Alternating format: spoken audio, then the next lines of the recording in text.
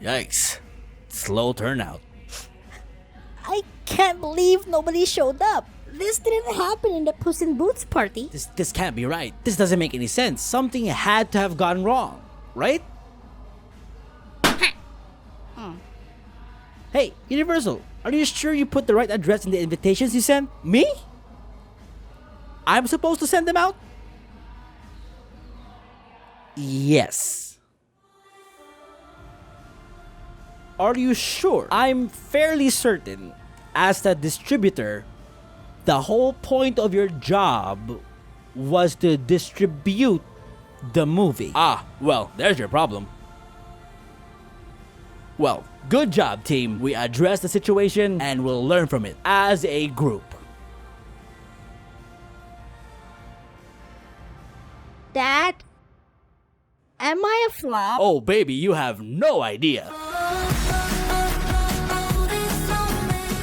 Ruby Gillman. Where do we begin? Capitalizing on the huge success of Puss in Boots: The Last Wish, Ruby Gillman Teenage Kraken will be DreamWorks' big grand follow-up to what possibly could be their window to be the top dog in the animation industry. Released back in June of 2023, DreamWorks would throw their hat in the ring and have Ruby Gillman represent them as their candidate to go against their competitors, such as Illumination's Mario Brothers, Disney's Elemental, Nickelodeon's Ninja Turtle movie, and Sony's Spy. Yeah, you guys stood no chance. So, what is Ruby Gillman Teenage Kraken all about? Well, set in a beautiful town next to the ocean, this is your classic coming-of-age story but with a twist, as it follows a young teenage sea monster trying to live a normal life hidden on dry land. After befriending a fellow sea creature that spent most of their life hiding behind the very same secret, our heroes will embark on a journey where they'll test their friendship with a race for an item that they deem that'll solve all their problems. Aww, well, if that ain't just the sweetest premise you can make for your animated film.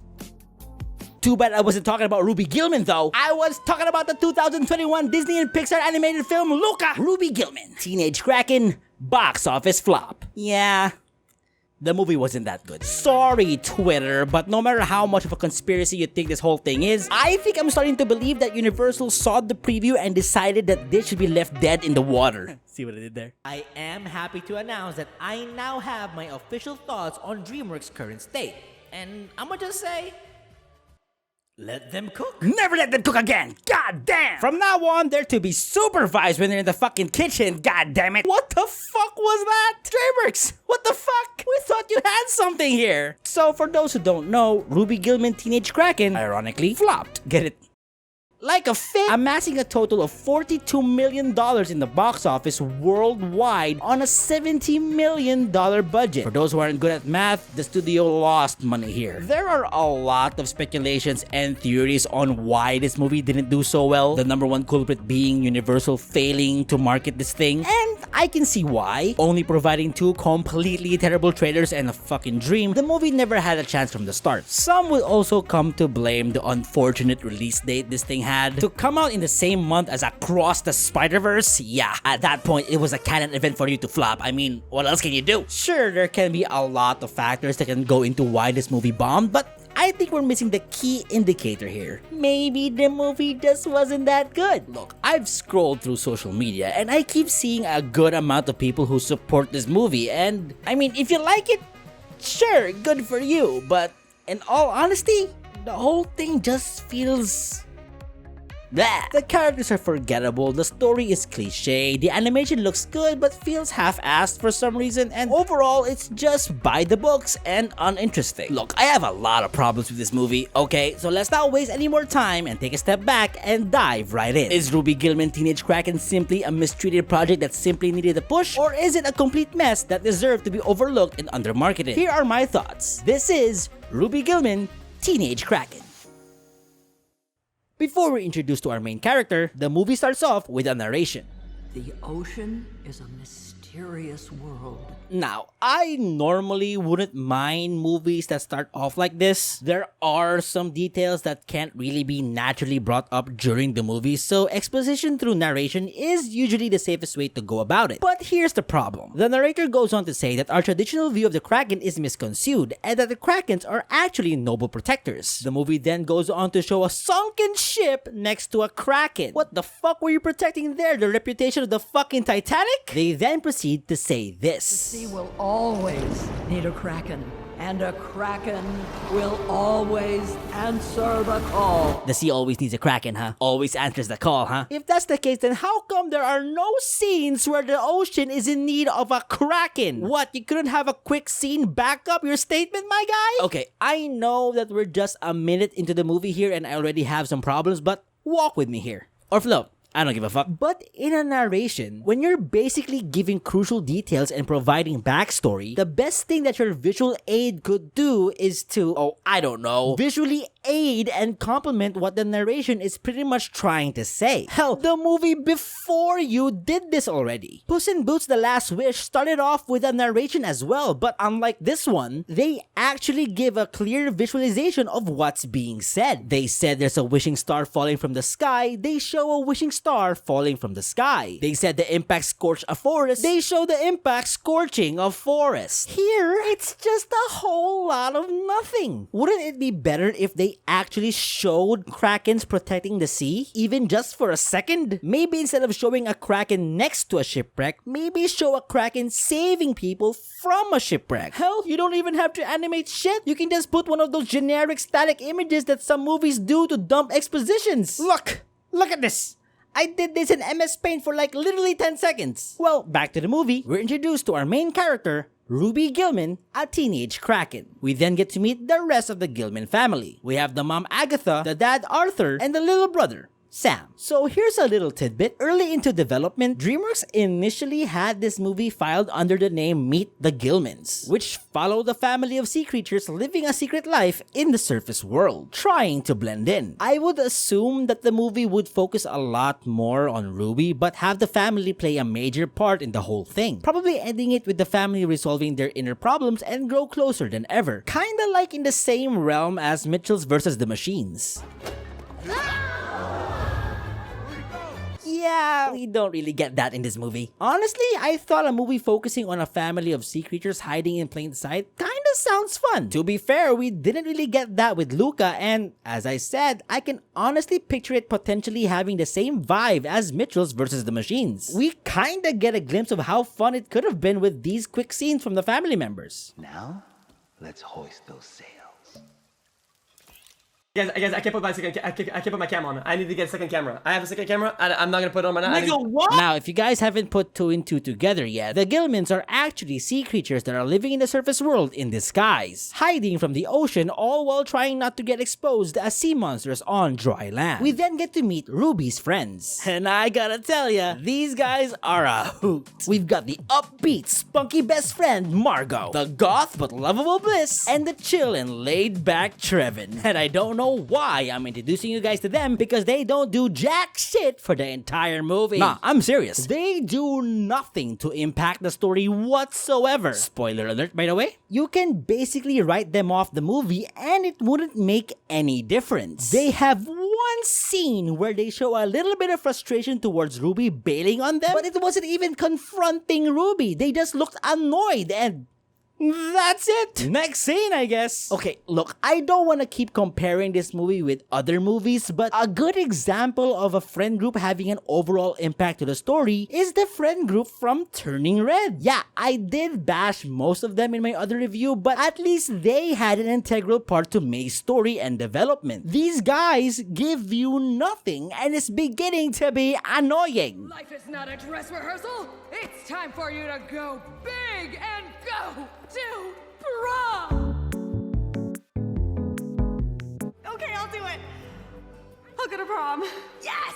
I'm gonna ask Connor. Connor?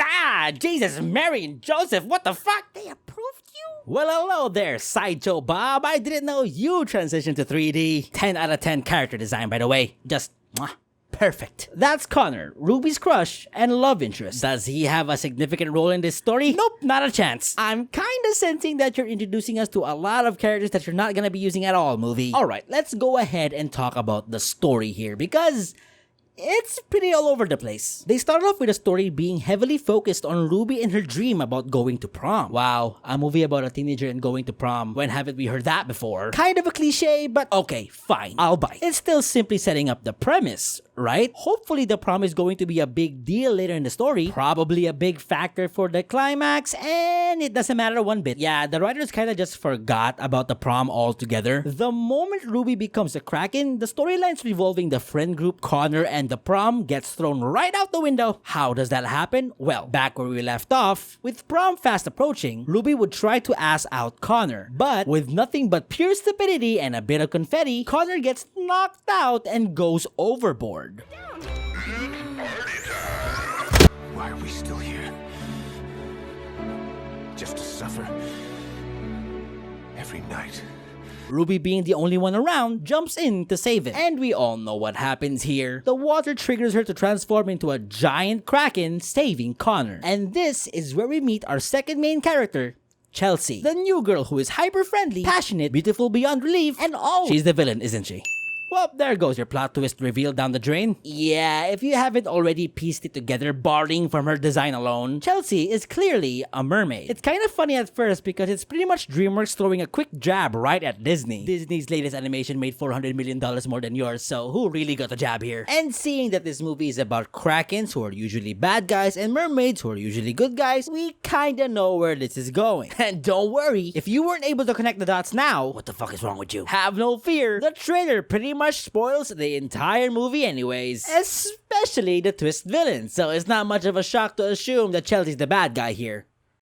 Yeah, so the moment we meet Chelsea, the movie kinda goes off the rails. And not in a good way. She actually takes credit for saving Connor's life, and they don't really explain why. On my first watch, I assumed that he'd fall in love with her because of this, but again, it's a setup that really goes nowhere. And let's put a pin on Chelsea and Ruby's friendship, by the way. We'll get back to that in a bit. So Ruby, in a panic, would transform back into a Kraken, which leads to what I'll admit is probably the only good scene in this movie. I'm here. I'll wait with you. I'm not going anywhere. Do you remember when you found that whale on the beach?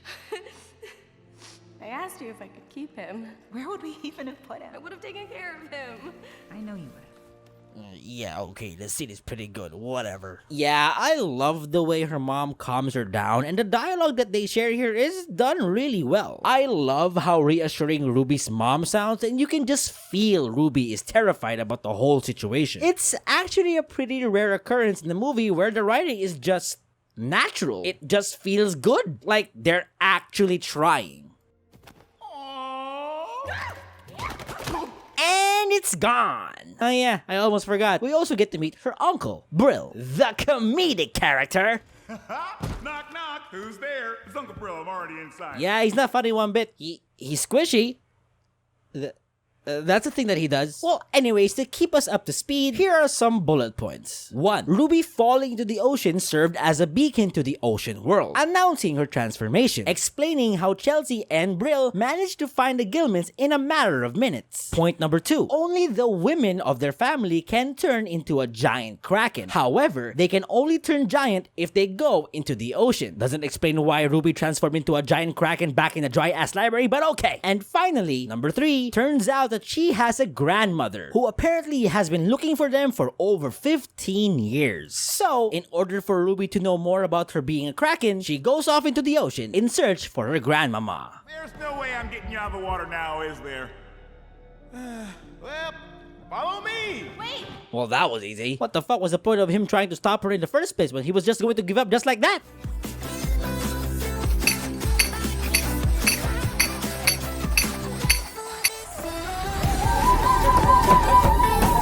Yeah, okay, so I don't want to sound like an ungrateful complaining dick again, but we get a couple of these scenes where our main characters are swimming around and zooming past the ocean and... Uncle Brill! Being in the ocean is more wonderful than anything I could imagine. This is... What? This is boring. boring. Yeah, that whole thing feels pretty uninspired. I don't know, it just feels like something's missing, you know? Because DreamWorks honestly has kind of built a reputation where they're really good at animating scenes that involve flying. But for some reason, they fail to translate it with the water aspect, if that makes sense. I mean, everybody knows about the iconic test flight scene with Hiccup and Toothless, but most other flying scenes with DreamWorks looks really good. Here we just get swimming scenes. Yay! It's not even that fucking creative. All you've been using has been jellyfish. There are more sea creatures in the ocean, guys. It's not just all seaweed and algae. Did we forget about fish? Granted, the swimming montage with Chelsea is a slight improvement. They kind of make use of the jellyfish's bioluminescent light as color, and I admit that looks nice. But other than that, it's really not something I'd write home about. Like, come on, man. You couldn't even lay them down on the coral reef filled with vibrant colors. You really had to make it all sand. Well, anyways, back to the movie. After easily arriving to the Kraken Kingdom, they didn't even do some complex Wakandan cloaking device bullshit. They just straight up went to the cave and poof, there it is. Ruby would end up meeting her grandmother, and she would also come to realize that she is a princess. Ruby, you're a princess. Address the crowd. I think I am having a panic attack. I blame you for this. There's really nothing much I can say. And here, they finally reveal that there's a trident that the mermaids use to kill Krakens, in which Ruby's mother successfully hid all these years. But it's also the very same reason why her mother ran away with her family to the surface world. She hid the trident away, left her kingdom, left her kind, all to play human. Whoa. You have laser eyes? They have laser eyes, folks. I swear this movie solely exists just to antagonize me. Ruby would decline Grandmama's offer to be the next queen, however, and off she goes back to her surface life. Good choice, Ruby. Now that we know the basics of your Kraken phase, we can now focus on the prom this movie has been setting up all this time. Or start hanging out with Chelsea and spend most of the second half trying to retrieve the trident for her, the only weapon that can kill you and your family. What? Yeah, our main character ain't really that bright. So, in a weird twist, halfway through the movie, we kinda start to focus on Ruby and Chelsea's friendship now, if you can even call it that. And it just feels so rushed. Because Ruby would find out that Chelsea is a mermaid, and not just any mermaid, the daughter of her family's archenemy, Nerissa. At some point in the movie, Ruby gets in trouble and Chelsea saves her life. The two would become close, I guess? And the movie implies that they start to hang out a lot, to the point where Ruby kinda just forgets about her squad, just like the writers.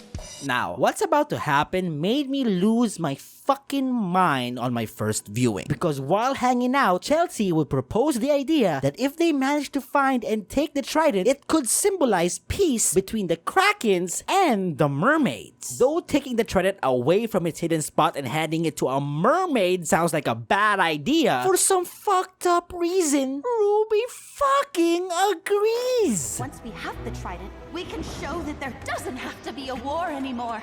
It can be a symbol of peace. I can live in the ocean and on land as the real me. No more fighting. Fucking what? What the fuck are you talking about? How the hell does the trident, a weapon that's only purpose is to kill Krakens, be a symbol of peace between mermaids and Krakens? What kind of backward ass logic is that? It's like telling a family of a man who got ran over by a car to bury him inside of a car. Clearly, it's one-sided. One of the parties is clearly getting disrespected. It doesn't make any sense. She spends the second half of the movie trying to retrieve the banished trident. What makes it funnier is that she does it in multiple runs. She goes back to her grandmother, lying about being interested in being a Kraken warrior, and trains with her only for the sake to be better at navigating the location where the trident is buried. Not to mention that earlier before that, she actually has a one-to-one talk with her mom about the whole thing. Her mom disagrees with her plan and actually warns her about mermaids, especially Chelsea. She even calmly tries to have a rational conversation with Ruby, but Ruby just starts to throw a fit and refuses to listen. Yeah, she has a complete meltdown about the entire thing, all because her mother simply doesn't want her messing around with a mermaid. In a fit of rage, she would go and try to retrieve the trident one more time and successfully does it. Let's see how it goes. I've waited 15 years for this. And she gives the trident to the mermaid, and the mermaid does exactly what they told you that she was gonna do. Oh, there is no Chelsea. I am Nerissa.